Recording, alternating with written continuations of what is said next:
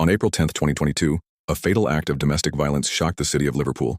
Emma Walsh, a 31-year-old woman from Everton, stabbed her boyfriend, 36-year-old Gary Morgan, in the chest during an argument, ultimately killing him.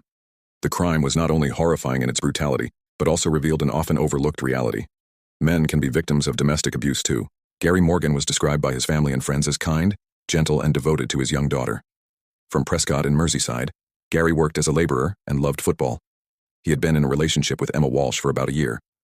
To many, it seemed like an ordinary relationship.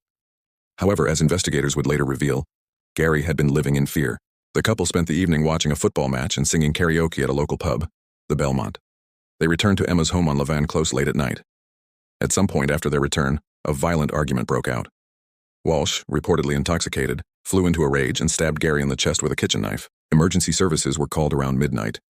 When paramedics arrived, Gary was found collapsed on the floor, bleeding heavily from a single deep wound to his chest. Walsh initially claimed that Gary had returned home already injured, suggesting someone else had stabbed him. But the evidence at the scene and her changing story immediately raised red flags.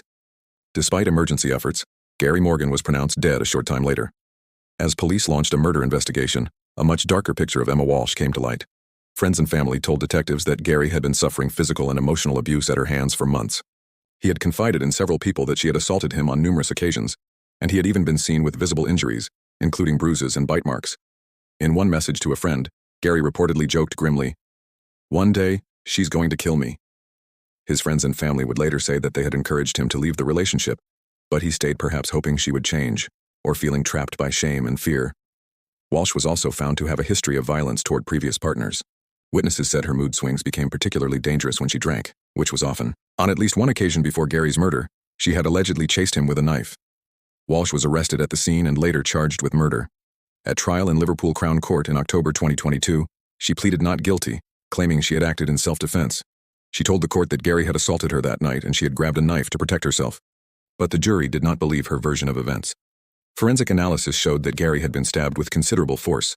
There were no injuries on Walsh to support her self-defense claim. The prosecution described her as jealous, volatile, and aggressive, and highlighted her history of abusive behavior.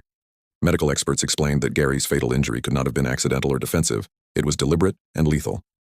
In damning testimony, Gary's family members and friends spoke about the abuse he had endured and how he had become increasingly withdrawn and anxious in the weeks before his death. After just over an hour of deliberation, the jury returned a unanimous verdict, guilty of murder. Sentencing and reaction. On October 14, 2022, Emma Walsh was sentenced to life in prison, with a minimum term of 18 years before she would be eligible for parole. Gary's story serves as a painful reminder that abuse can affect anyone, regardless of gender.